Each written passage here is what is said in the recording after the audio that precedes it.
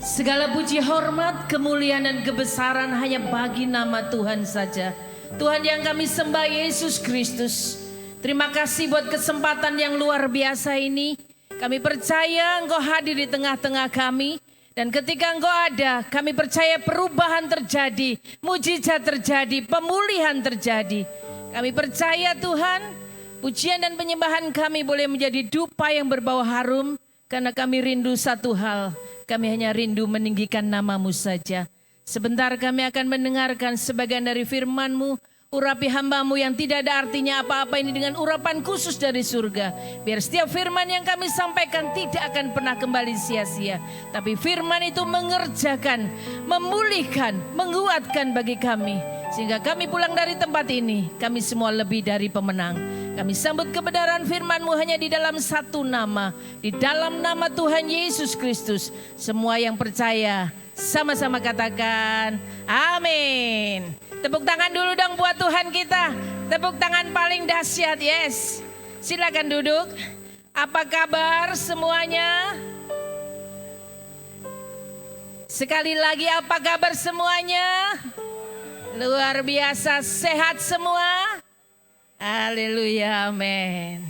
Saya mengucapkan selamat buat ya Bapak Ibu, Noni, Koko yang hari ini akan dibaptis. Saya percaya satu orang, satu jiwa diselamatkan. Malaikat di surga bersorak-sorai. Apalagi ini 5 jiwa. Selamat menjadi warga negara kerajaan surga. Tepuk tangan sekali lagi. Tuhan Yesus memberkati. Ya, hari ini luar biasa. Saya tidak menyampaikan khotbah tentang berkat, tapi hari ini saya tahu ada satu pesan khusus dari Tuhan. Ketika saya berdoa, Tuhan apa yang ingin Tuhan sampaikan kepada umat-Mu? Apakah karena hari-hari ini adalah hari yang sungguh-sungguh terakhir, hari akhir zaman, maka Tuhan berfirman, sampaikan kepada umatku, engkau harus hidup kudus. Amin. Yang amin kalau hidup kudus cuma 2. Kalau berkat aminnya banyak. Amin. Amin. Kudus di tengah dunia yang kotor. 1 Petrus pasal 1 ayat yang ke-16. 1 Petrus pasal 1 ayat 16. Sama-sama kita baca 1, 2, 3. Kuduslah kamu sebab aku kudus. Saudara, hari-hari ini kita hidup di akhir zaman. Hidup di zaman yang serba canggih, di zaman yang semakin hari semakin ya boleh dibilang tidak karu-karuan. Yang salah dianggap benar, yang benar dianggap salah. Bahkan yang benar malah dianggap ya biasa, orang itu munafik lah. Terlalu terlalu over, biasanya seperti itu. Orang banyak bilang berkata, aku percaya sama Tuhan. Aku ini sungguh-sungguh percaya sama Tuhan. Tapi ternyata hidupnya itu jauh dari Tuhan. Dan yang lebih mengejutkan lagi sekarang, dosa sekarang tidak disembunyikan lagi. Nggak sembunyi-sembunyi, tapi dipamerkan, diposting, dibanggakan. Dan yang lebih parah lagi, sudah dianggap biasa, wajar. Sebagian besar dunia sudah mengakui itulah. Coba Koko Billy, ini gambar saudara tahu. Laki dan laki menikah. Padahal Tuhan menciptakan Adam dan Hawa. Bukan Adam dan Joni. Tapi ini Joni dan Kevin bisa menikah. Dan direstui oleh pemerintah. Ya, di sini belum. Tapi di luar sana sudah. Coba berikutnya. Kok Billy bisa keluar lagi? Ini. Gereja Skotlandia resmi izinkan pernikahan sesama jenis. Kalau tadi laki dan laki, sekarang perempuan dan perempuan bisa menikah di gereja. Dan diberkati.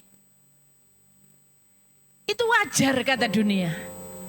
Wajar Bu, sekarang di mana-mana sama. Bahkan saya pergi ke pusat perbelanjaan ya. Pusat perbelanjaan yang terkenal di barat. Saya itu makan, saya lihat di belakang saya, ada cowok bawa boneka saudara. Cowok bawa boneka ini saya lihat ya mungkin bonekanya adiknya atau siapa. Enggak, ternyata dia bawa boneka. Tiba-tiba ada satu laki-laki datang dan dipeluk-peluk. Aduh, ngeri ya saudara. Saya sampai hati saya, sampai seperti ini. Dia nggak malu. Saya lihat gitu nggak malu, tambah dipertontonkan. Dunia saat ini menganggap semua yang menajiskan, semua yang menjijikkan itu adalah wajar, biasa. Dan sekarang sudah menjadi tontonan umum, diposting, mereka bangga. Satu lagi yang luar biasa, yang nggak kita pikir, coba dibesarkan. Kabar bahagia rupanya tengah menyelimuti transgender tercantik di dunia Poi Tre Echada atau yang kerap disapa Nong Poi. Pasalnya, tepat pada Senin, 1 Februari 2023 lalu, Nong Poi berhasil dipersunting oleh tunangannya Oak Pakwa Hongyok, pria konglomerat asal Thailand yang namanya beberapa belakangan ini mencuri perhatian publik. Sebelumnya, kabar pertunangan keduanya berhasil menggemparkan publik lantaran transgender cantik satu ini berhasil dilamar Crazy Rich asal Thailand. Isu kabar pernikahannya pun sempat membuat heboh dunia jagat maya, lantaran pria tampan kaya raya ini mau mempersunting seorang pria yang kini statusnya sudah menjadi transgender tersebut. Kini transgender berusia 36 tahun itu resmi dinikahi sang pujaan hati yang merupakan pebisnis kaya raya asal negeri Gajah Putih yakni Oak Pakwa Hongyok. Sudah? Ya. Saudara tahu, yang menikahi ini, yang cowoknya ganteng ya saudara. Kayak suami saya, ganteng ya. Tapi nggak tahu dilihat dari mana ya. Saudara, si cowoknya ini bukan orang biasa. Bukan orang yang jelek, yang tidak punya pekerjaan, pengangguran, no. Dia konglomerat. Tolong dicatat ya, konglomerat. Sudah ganteng, konglomerat, CEO. Dia bukan CEO yang menyamar kayak di drama Cina itu, bukan ya saudara. Dia CEO asli. Menikahi seorang transgender. Saudara, transgender ini dulunya laki saudara. Jadi perempuan. Ya ampun, cantiknya minta ampun. Kalau misalnya itu lewat, enggak tahu kalau itu transgender. Bapak-bapak pasti melongo gini saudara. Wah, luar biasa. Tapi ketika dia berubah menjadi wanita cantik, seorang laki-laki konglomerat ini bisa menikahi dan orang tuanya setuju dua-duanya. Nanti saudara baca sendiri. Dunia ini sudah begitu rusak, dunia ini sudah begitu bobrok. Sehingga semua dosa yang harusnya menjijikkan mereka lakukan. Tapi ingat, Tuhan tidak pernah menurunkan standar kekudusannya. Dunia boleh berubah, tren boleh berubah, tapi Tuhan kita tidak pernah berubah. Dia tetap Tuhan yang dahsyat, Dia tetap Tuhan yang suci, Dia tetap Tuhan yang kita sembah, itu kudus adanya. Saudara, Dia ingin umatnya, saudara dan saya, hidup kudus, sama seperti Dia yang kudus. Kudus itu bukan permintaan. Kudus itu bukan hanya sekedar himbauan, tapi kekudusan adalah perintah langsung dari Tuhan. Firman Tuhan berkata, kuduslah kamu sebab aku kudus. Ada 3 hal, kita cepat saja. Ada 3 hal yang harus kita perhatikan sebagai anak-anak Tuhan. Yang pertama, banyak orang percaya, banyak anak-anak Tuhan yang ke gereja kelihatannya, tapi tidak hidup dalam kekudusan. 2 Timotius pasal 3 ayat yang kelima. 2 Timotius pasal 3 ayat kelima. Saudara, mari kita baca sama-sama biar nggak ngantuk ya. Karena jam-jam ini ngantuk kelihatannya. 2 Timotius pasal 3 ayat 5. 1, 2, 3. Secara lahiriah mereka menjalankan ibadah ke gereja. Tetapi pada hakikatnya mereka memungkiri kekuatannya. Jauhilah mereka itu. Banyak orang kelihatan rohani, ke gereja, melayani. Oh, kata-katanya shalom, haleluya, apa kabar ibu, sehat, Tuhan memberkati luar biasa. Oh, kelihatannya semuanya sempurna, kelihatannya semuanya rohani. Tapi kehidupan pribadinya berantakan. Hidupnya sembarangan, hidupnya tidak sesuai dengan kehendak Tuhan. Dia tidak tahu mana yang benar dan mana yang salah. Dia nggak mau taat. Saudara, Secara lahiriah mereka datang beribadah ke gereja. Oh, tetap ke gereja. 1 minggu bisa 3 kali, bisa 2 kali ke gereja. Sebulan tiap minggu terus ke gereja. Rajin sekali ibadah. Tapi dosa tetap dijalankan. Dosa jalan terus. Nggak peduli dia. Firman yang disampaikan ya dari telinga kanan menuju ke telinga, keluar telinga kiri. Yang suka marah tetap aja marah. Bahkan jadi pemarah. Tiap hari marah-marah. Marah itu boleh, nggak salah. Tuhan saja marah kalau ada yang nggak benar. Tapi marahmu jangan sampai membawa kepada kejahatan. Firman Tuhan dikatakan Mazmur 37 ayat yang ke-8. Berhentilah marah, tinggalkanlah panas hati itu. Karena kalau kamu marah itu akan membawa kepada kejahatan. Tiap minggu pergi ke gereja, tapi perbuatannya nggak pernah berubah. Apakah kita kemudian terus, wah wis kayak gitu lihat orang marah, wis gak usah gak gereja-gereja enggak. Kita anak-anak Tuhan tetap harus hidup benar. Tetap harus berjalan sesuai dengan kehendak Tuhan. Amin. Tiap minggu pergi ke gereja masih pelayanan. Main musik. Malam minggu, Sabtu malam minggu ke diskotik. Masuk ada sih Bu kayak gitu. Lu banyak. Banyak anak-anak muda sekarang saya percaya di tempat ini pemain musiknya luar biasa. Ya langsung ditong dong dong. Ya luar biasa. Yang saksi siapa? Hamba Tuhan. Dia pernah melakukan itu ketika dia masih menjadi pelayanan musik. Dia katakan dulu aku kalau main musik, tetap aku main musik di gereja. Tapi sebelumnya, Sabtu malam minggu aku pergi ke diskotik. Banyak orang berkata, loh Bu kan cuman minum saja kan gak apa-apa. Sambil dengerin musik minum. Minum-minum bir, minum-minum apa. Kan tidak sampai mabuk. Firman Tuhan berkata, jangan kasih celah sedikit pun kepada iblis. Iblis itu gak perlu pintu yang besar untuk bisa masuk. Iblis hanya perlu sedikit lubang saja. Lubang sejari dia bisa masuk dalam kehidupan saudara dan saya. Untuk merusak, membinasakan saudara dan saya. Gak perlu pintu yang besar. Gak perlu harus berzina dulu. No, gak perlu. Cukup dengarkan musik pelan-pelan. Minum santai pelan-pelan. Dari mata melihat apa yang dilihat itu nanti akan dilakukan. Terjebak, masuk dan binasa. Ke gereja masih jalan pelayanan terus, masih khotbah dan lain sebagainya mungkin. Suatu hari saya pernah melayani di salah satu tempat gereja. Saya tahu pasti itu adalah jemaat gereja yang melayani, tapi saya tidak tahu dia bagian apa karena dia pakai jas. Ya, shalom, shalom. Ternyata setelah keluar, saya keluar terakhir. Saya lihat di pojokan, dia nyodot rokok. Nyedot rokok, saudara. Dan kemudian ada yang bertanya, loh Bu, kalau nyedot rokok itu gimana? Kan di Alkitab gak ada. Janganlah kamu merokok. Gak ada Bu ayatnya Bu. Saudara tahu di pom bensin ada tulisan apa? Dilarang Loh, gak ada yang pernah ke pom bensin ya. Sekarang dirubah jadi mobil listrik ya. Jadi gak tahu. Dilarang merokok. Apalagi di surga. Di surga tidak ada merokok. Saudara tahu kenapa? Karena bait Allah. Tubuhmu adalah bait suci. Tubuhmu adalah bait Allah. Oleh sebab itu jangan pernah rusakkan tubuhmu dengan hal-hal yang kotor. Saudara, apalagi yang harus kita jaga. Jangan sembarangan ngomong. Kata-kata yang menjurus ke hal-hal yang Tuhan gak senang. Jangan lagi kita katakan hal-hal yang kotor. Saudara, ada banyak. Saya punya teman ibu-ibu ya. Kalau suruh kumpul-kumpul ya. Dulu zamannya anak saya sekolah. Ayo kumpul yuk. Ya kumpul-kumpul. Ternyata yang setelah kumpul-kumpul ngerasani saudara. Dan untungnya saya nggak pernah, maksudnya nggak pernah habis antar sekolah langsung pergi bekerja.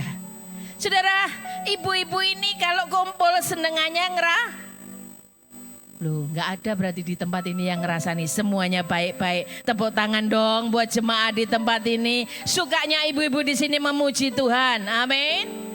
Amsal pasal 20 ayat 19. Amsal 20 ayat 19.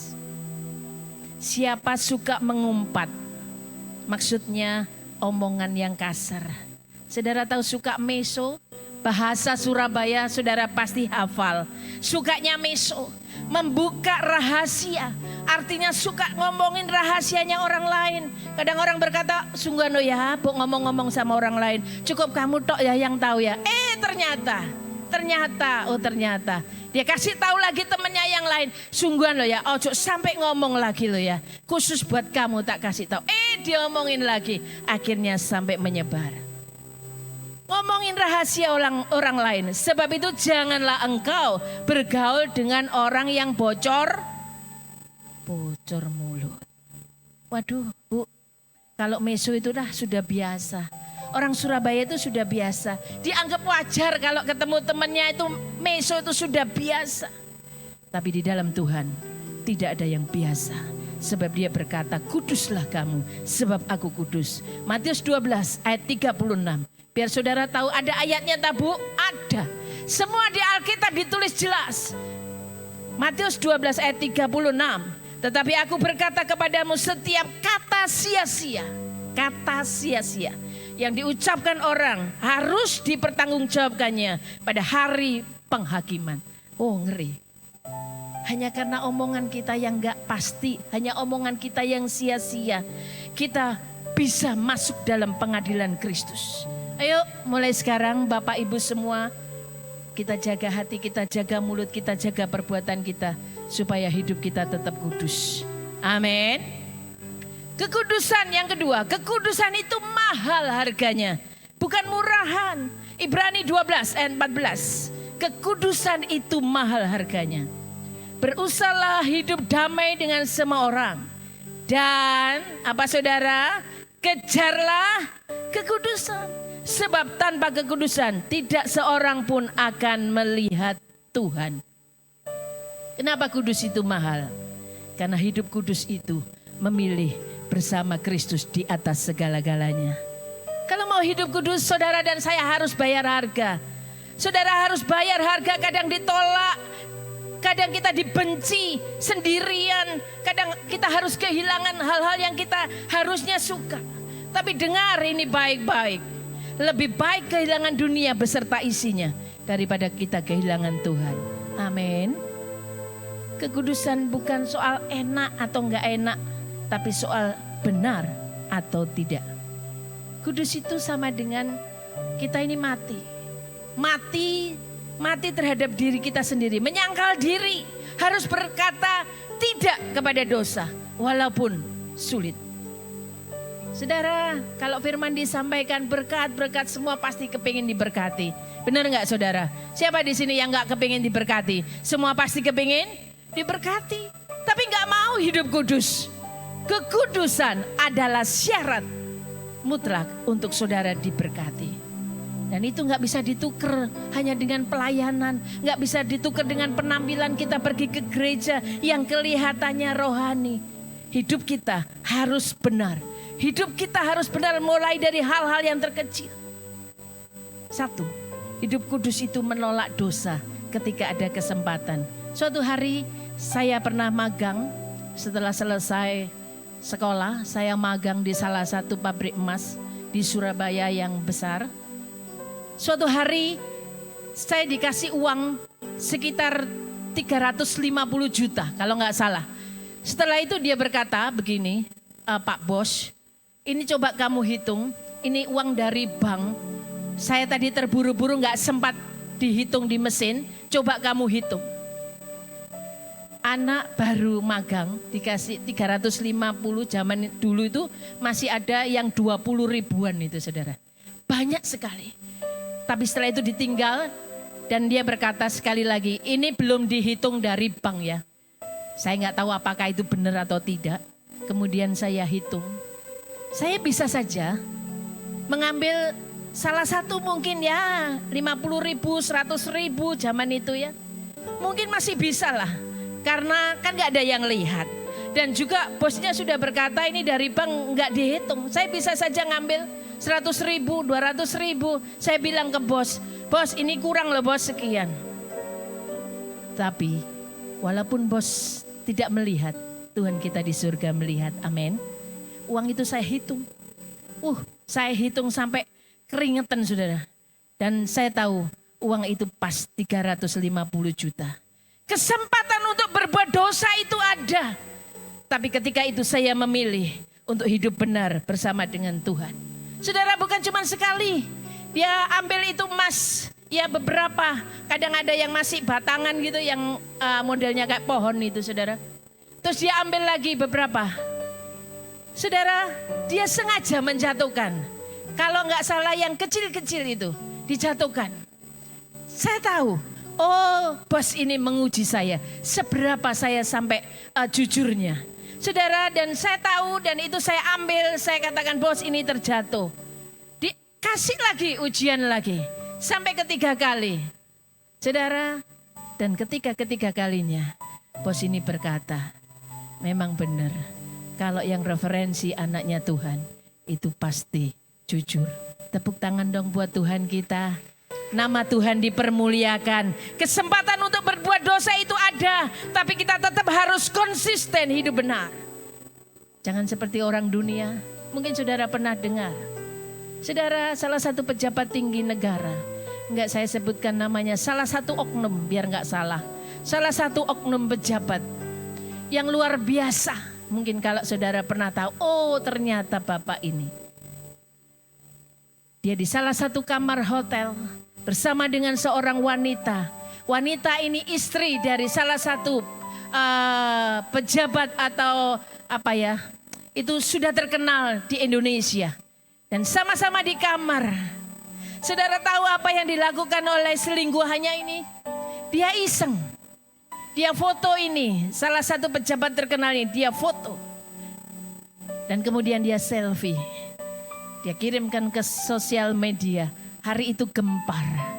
Loh, ngapain saudara? Salah satu pejabat ini lagi ngapain? Lagi berdoa. Gila ya. Lagi berdoa. Tapi tinggal satu kamar dengan selingkuhan istrinya orang lain. Wah ngeri. Dan hari itu beberapa hari saja kasusnya ditutup. Tidak boleh ada yang tahu. Oh ngeri, dunia ini sungguh rusak, sungguh mengerikan. Tapi ingat, kita harus konsisten tetap hidup kudus. Amin. Yang kedua, tetap jujur walaupun bisa berbuat curang. Tetaplah jujur walaupun saudara dan saya bisa berbuat curang. Suatu hari kami dibayar oleh salah satu perusahaan. Dan saya ingat betul tagihan kami cuma sekian puluh juta. Tapi dia bukakan BG. Saat itu ya masih musim BG. Dia bukakan saya BG itu dia tulis nolnya kelebihan 1. Misalnya 90 juta. Dia bayar kelebihan 01 menjadi berapa saudara? 900. Wah kalau orang dunia berkata kesempatan ini. Kesempatan ini cuan. Saudara, tapi sebagai anak-anak Tuhan kita harus komitmen hidup kudus, hidup jujur, amin.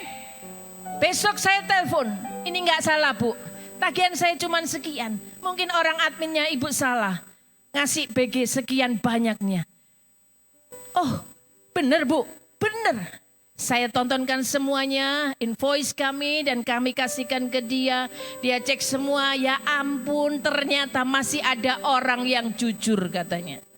Dan kemudian dia berkata ini salah kepada adminnya. Dan dia katakan, aku baru tahu ada orang jujur. Dan saya berkata, itu karena Kristus ada di dalam anak-anaknya. Amin saudara. Mau tetap jujur? Angel bu. Saudara saya pergi ke salah satu perbelanjaan ya. Di mall. Saya beli donat. Waktu itu anak saya masih kecil-kecil. Beli donat, saya ingat betul di Delta Plaza. Dan kemudian saya karena rame, dia ngasih kembalian. Zaman sekarang pakai kris, pakai QRIS. Zaman dulu pakai tunai saudara. Dan karena kasir ini begitu rame, akhirnya dia keliru. Saya kasih uang 100.000, kembalian sekian, 100.000-nya diikutkan lagi. Dikasihkan lagi. Dan dia kasihkan ke saya. Saya ambil, saya masukkan kantong, saya nggak tahu. Kemudian saya pulang, saya muter saudara. Saya muter, saya ambil karena ada orang, ada kembaliannya uang kecil tadi. Saya muter ada orang ini ya. biasa nyebrangkan itu, biasa kita kasih 1.000, 2.000 gitu. Saya ambilkan dari kantong, saya kaget. Loh, kok ada uang 100.000 lagi? Ini mbaknya salah. Saya bilang kepada suami saya, ayo muter balik. Ayo muter balik, itu keadaan macet, keadaan rame, Sabtu malam Minggu. Di Delta Plaza zaman itu rame. Kemudian saya muter balik. Muternya lumayan ya saudara. Saya kembalikan, saya turun. Saya bilang ke mbaknya, Mbak, ini mbaknya tadi salah. Saya kasih uang 100.000 kok tambah dikembalikan.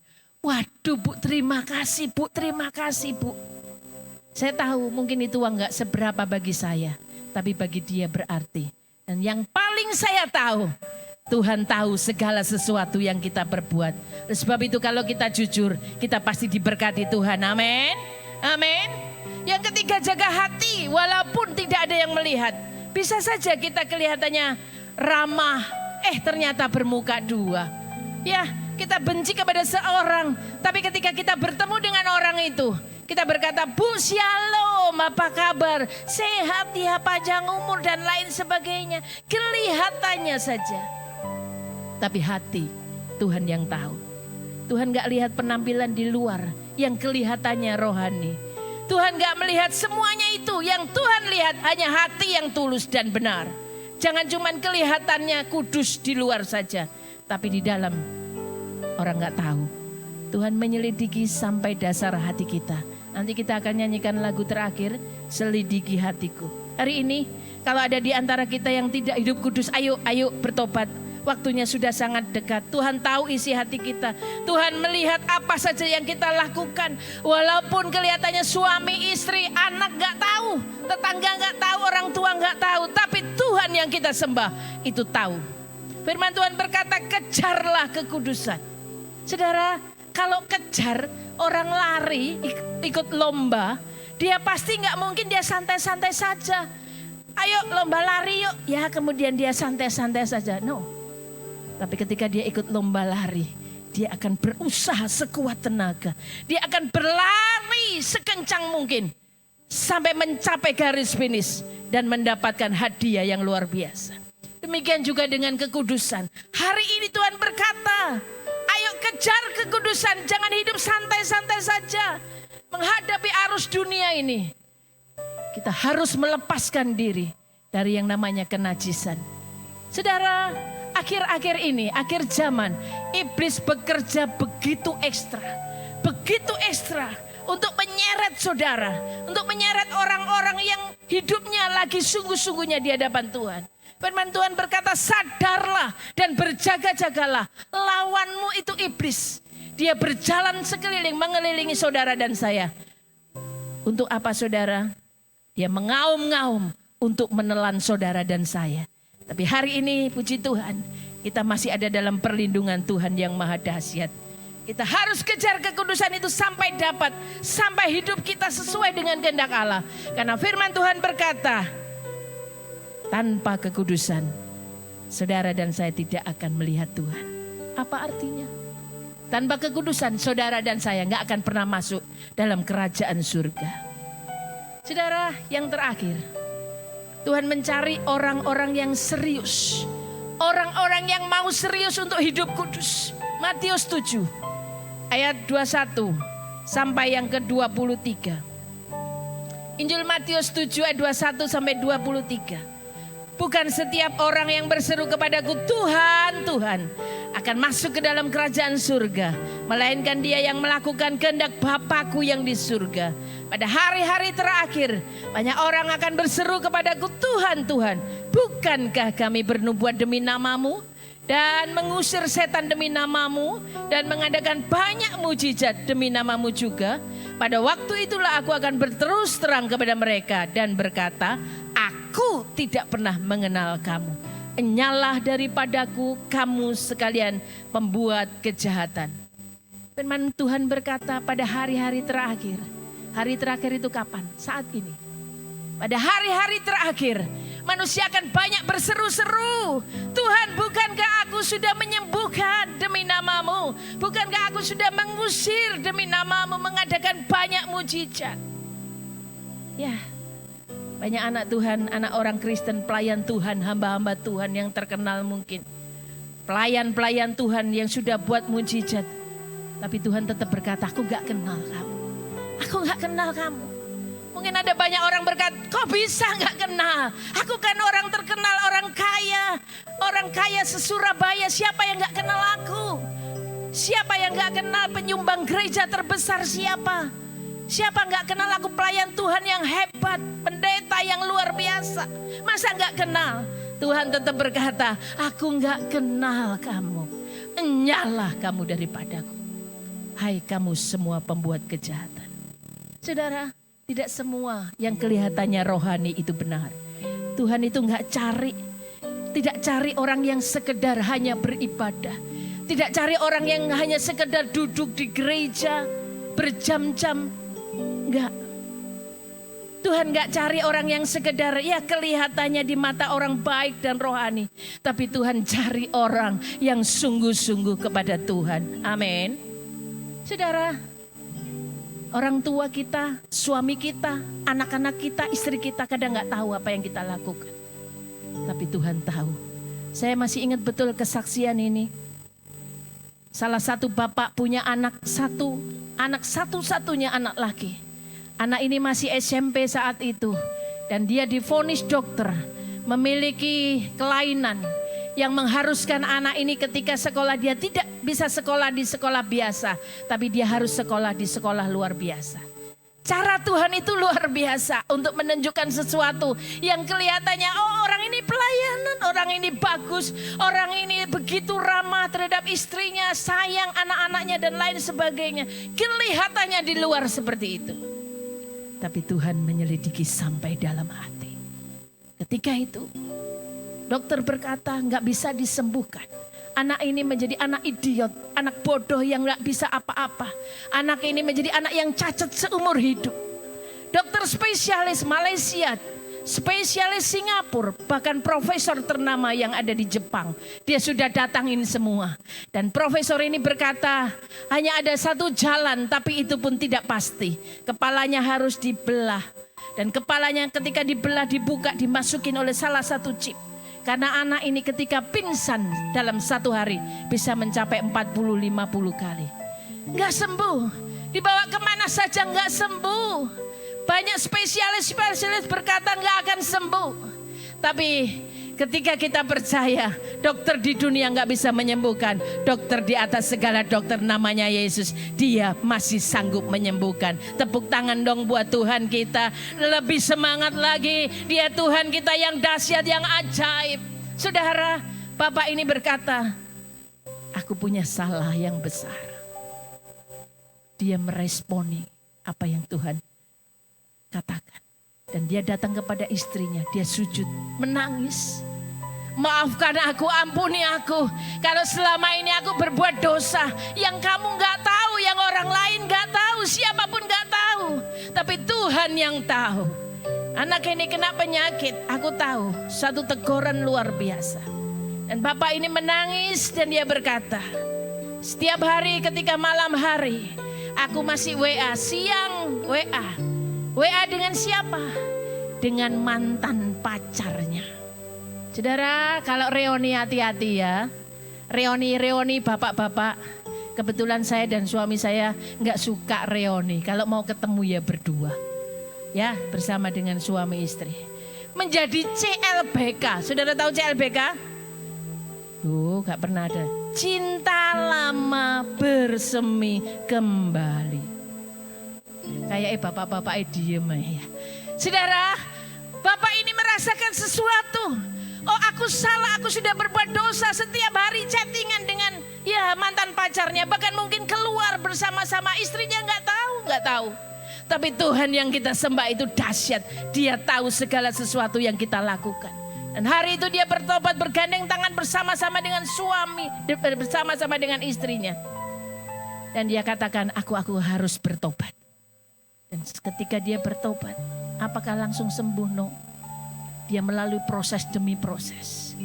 Dan sampai akhirnya dia bersaksi, Anaknya dulu SMP yang katanya dokter nggak bisa disembuhkan, harus sekolah di SLB. Sekolah luar biasa. Hari itu dia bersaksi, anakku sekarang sudah kuliah di universitas terkenal di Surabaya. Universitas Ciputra. Dan hari ini sudah lulus. Lulus dengan nilai yang bagus luar biasa. Dan satu lagi yang menjadi kebanggaan. Dia menjadi hamba Tuhan melayani di salah satu gereja terbesar. Tepuk tangan dong buat Tuhan kita. Tepuk tangan yang dahsyat. Tidak ada yang mustahil bagi Tuhan. Segala sesuatu yang kelihatannya mustahil bagi manusia. Ketika kita hidup kudus. Ketika kita berserah. Ketika kita mohon ampun atas segala dosa dan kesalahan. Tuhan bisa ampuni dan pulihkan segala sesuatu. Hari ini engkau mungkin punya dosa dan salah yang orang lain gak tahu. Yang semua mungkin istri, anak, orang tua gak tahu. Suami, saudara gak tahu. Tapi Tuhan itu maha tahu. Ayo berbalik. Waktunya sudah dekat. Ya, kekudusan itu bukan tren. Bukan pilihan, bukan gaya hidup sementara. Kekudusan itu adalah pasti dan bukti bahwa kita adalah benar-benar anak Tuhan. Saudara, banyak anak Tuhan hari-hari ini orang Kristen pelayanan jatuh dalam dosa. Masa sih Bu? Banyak. Pelayan pemain musik selingkuh dengan WL-nya. Masa sih Bu? Pasti, dan saya tahu. Loh, terus gimana Bu? Masih melayani? Masih melayani. Ngeri. Ngeri ya? Tapi kita anak-anak Tuhan yang tahu kebenaran harus tetap berjalan. Berjalan sesuai dengan kebenaran Tuhan.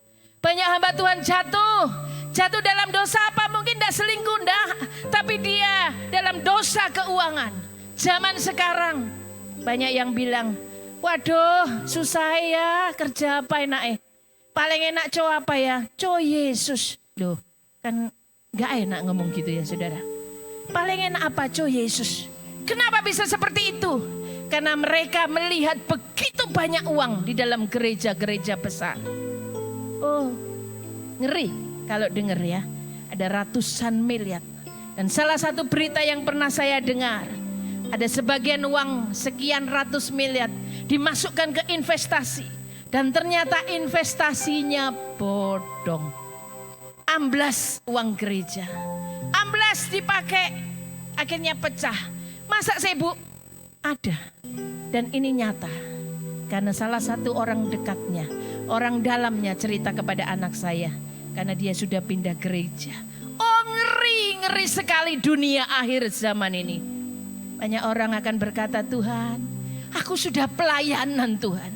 Aku ini jadi hamba Tuhan yang terkenal. Siapa yang gak tahu aku? Siapa yang gak kenal aku? Tapi Tuhan tetap berkata, enyalah daripadaku. Aku gak kenal kamu.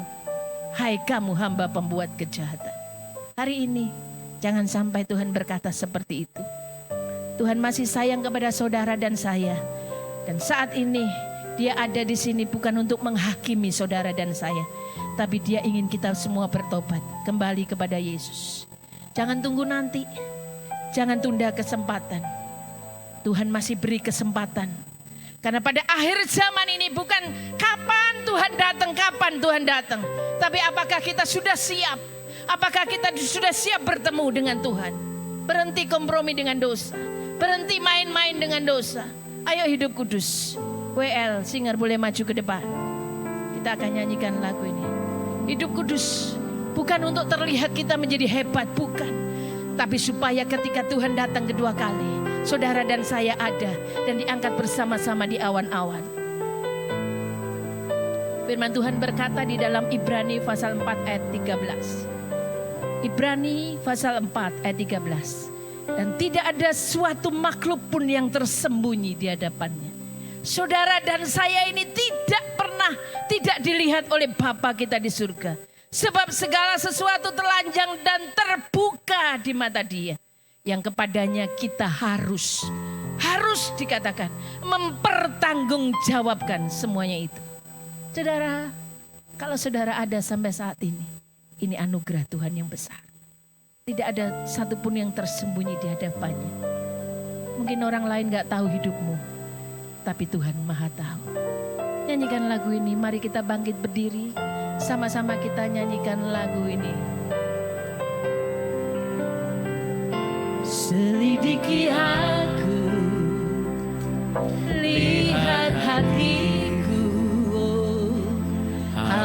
Aku sungguh mengasihimu, Yesus. Oh, Kau yang maha tahu Tuhan.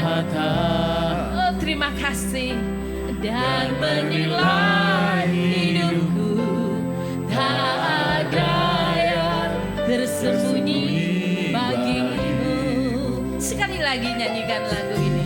Tuhan, selidiki hatiku, lihat cara hidupku di hadapan-Mu Tuhan. Layakkah hidupku saat ini untuk melayani Tuhan? Yes. Dan menilai hidupku, tak ada yang tersembunyi bagimu. Ref. Oh, terima kasih Bapa. Kami melihat kebaikan-Mu, anugerah-Mu, kasih setia-Mu yang luar biasa. Yes, kira lama ya lama sakaya lama se. Hurra lama ya lama sakaya lama se. Terima kasih. Aku tetap lebih semangat lagi. Angkat tangan kita sama-sama.